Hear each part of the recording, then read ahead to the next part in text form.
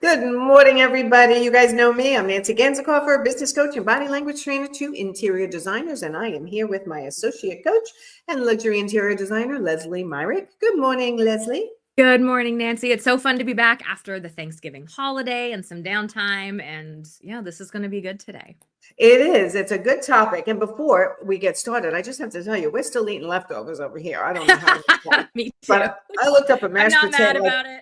It's so What do you good. do with mashed potatoes and leftovers? And I got a good recipe, and I made it this morning before we even went live. So hopefully John's enjoying it out there. So, all right. So we have questions. What we're doing with these lives at this point is we're fielding questions from my following and your following. So if anyone has a question they would like us to answer on one of these Thursday Profitable Interior Designer Lives, please go to the Interior Design Business Forum Facebook group. Join it if you are not in there. And we have a pinned post that allows you to submit questions to us that we then come and answer these live.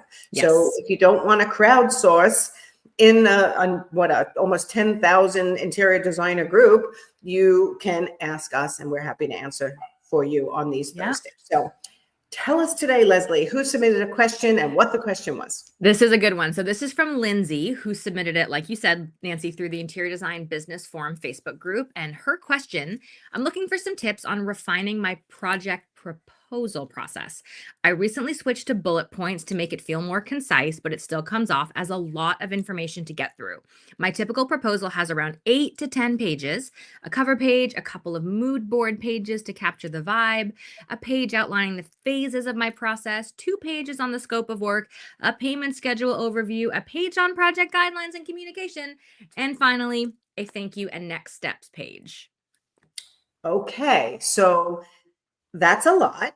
It's not that it's wrong, but it is a lot. So the first thing I'm going to say is we have a product called The Key, the designer's pricing tool, that comes with Canva templates as a guideline on what we feel you should include in your proposal. Lesley, can you go over what those pages are at the high level? Yeah, and I want to start by saying a lot of what Lindsay's including is great stuff, but is probably better for a welcome packet. You know, talking about design process, payment schedule overview, project guidelines, communication, that's probably better pulled aside into a welcome packet, which would make this more concise. So in our proposal templates, we break it down by phase. So you've got your cover page still, you've got a little welcome letter, which I think is important. And then it's, you know, here's the design phase, concept and detailed design. It includes XYZ. Here's the flat fee. Here's implementation. It includes XYZ. Here's the estimate of hours and what payment will look like. And then, I mean, that's really most of it. And then in one more page is here's what we're estimating for your furniture and decor investment per room. And this gives the clients really all they need to know financially for the project. They know what the flat design fee is. They have a solid estimate of any hourly component if you're implementing, and you get to share with them what the estimate they're going to be spending on furniture and decor per room is. And then it's just a sort of thank you wrap up page and a few testimonials in there as well. So I think ours comes in at maybe 5 or 6 pages. Yes, but I'll tell you the one thing that we should emphasize is that the mood boards that she's putting into the proposals is not something we recommend to give them the vibe. That's the work you do once they pay you to be your designer on that project. And I know they've already hopefully paid you for an in-home paid consult, and that's what got you to doing a proposal.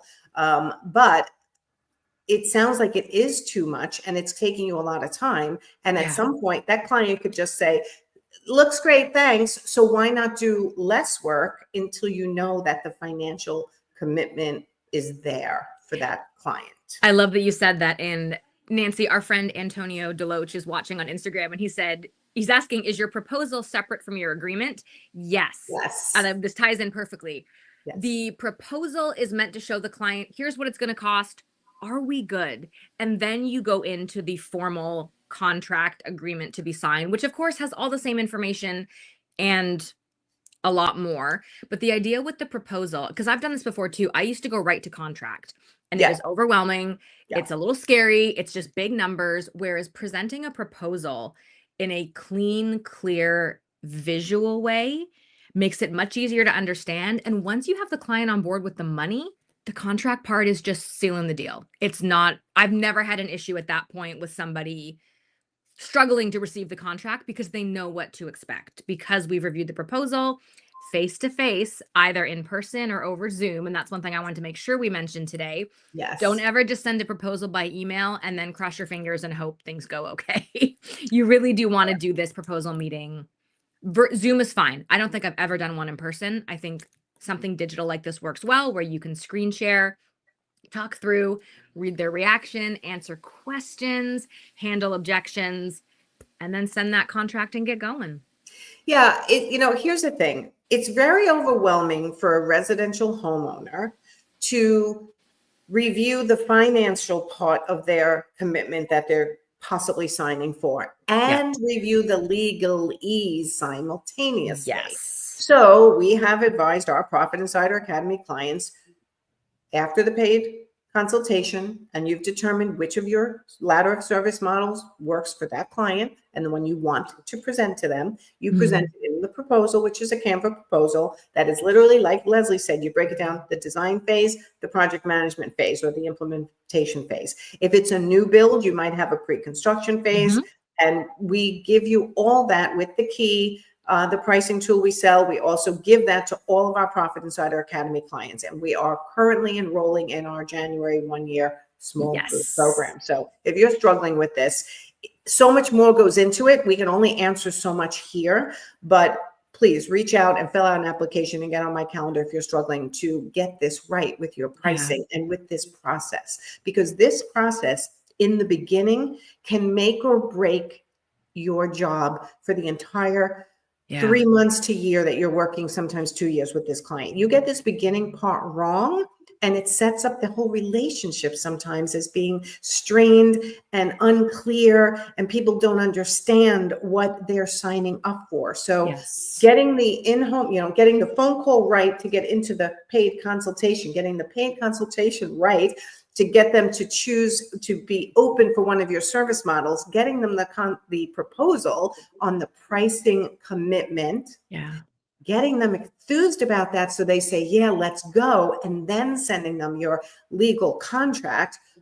I shouldn't say, no, send it. You're going to also meet with them over Zoom or in person and go over that, because you're setting up this relationship in the beginning to be solid with clear communication about what they're getting for the money they're paying.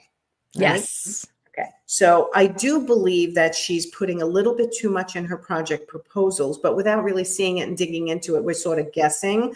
But just repeat the 3 tips that we gave to her. Use the proposal templates that come with the key. They're going to make things a lot easier. Always present your proposal in person or over Zoom so that you can read clients' reactions and handle objections. And don't over deliver with mood boards or other design related things, because that's the design process. That's what they're hiring you for. Yes. And I know that clients can be very convincing. Well, how do I know I can hire you if I can't see even what you're thinking for my space? And that is where understanding how to get into someone's social graces in their trust right from the beginning matters the most, right? They can see hopefully your website, your Instagram, your Facebook. You can provide some past jobs, but for you to go do mood boards based on your in-home consultation that you got paid very little for, and only for the amount of time you're there, and maybe a summary report and your travel, right? It's not something I want everyone doing, putting together 3 or 4 ideas for them so I can convince them that I'm the designer for them. That's design work that you should not be doing till you get paid. Okay. Period. End of story. So for those of you who are struggling to get profitable, stay profitable, both attracting traffic to your services, then selling people into your services, and then pricing them right, and understanding all that goes into running an interior design business, from your profit margins on furnishings, your banking, your numbers, your confidence, your time management. It's all covered in the Profit Insider Academy. That is Lesley and I's 1-year small group training program. And I think I said on stage at Luann Live, it's the only program I want to run at this point because everyone's having so much success. Yes. So applications are open again for our group that's starting in January. And please don't wait till January 10th or 1st to send. How to get on my calendar. I have to make sure you're a good fit. So if you're struggling with being profitable, enjoying your business, time management, attracting clients, whatever it is, fill out an application for the academy that starts in January, and you'll get on my calendar for 10 minutes, 15 minutes to discuss whether you are actually a good fit. And if you're not, I won't take you into the program, and I will tell you that. If I don't think you're going to have success in my program, I'm not going to want you there, right? I mean, I want to help people as much as they want to be helped. Yes. So anything else on that topic that you can think of? No, first of all, I just wanted to congratulate Lindsay for actually doing a proposal and Yes. not just doing a contract. So I do want to honor that she's got the process well. It's just refining it. Yes. And I have found in my own business, and I see it with our Profit Insiders, it doesn't tend to be these grand sweeping, turn everything upside down and start over changes needed. It's just these like 1% pivots that make things just a little bit better and a little bit easier. So I think Lindsay's got a great start here. I think if she can take these tips, simplify her proposal, stop giving away her intellectual property, which mood boards might only take a few minutes, but that's worth money.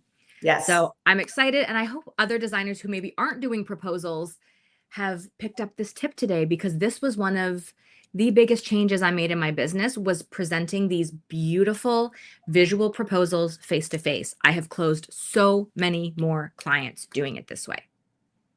Exactly. Mic drop on that one. All right, everyone. Go have a great Thursday. We'll be here next Thursday, I believe. We're not quite in the holiday We week. will. Yep. And again, if you have a question that you want Lesley and I to answer, go to the Interior Design Business Forum Facebook group. Join it if you're not a member. There's a pinned post saying, ask us anything. Ask us any question, and we will answer them on our Thursday lives. All right. Yeah. All right, everyone. We'll see you next time. Bye, Lesley. Thank you. Bye.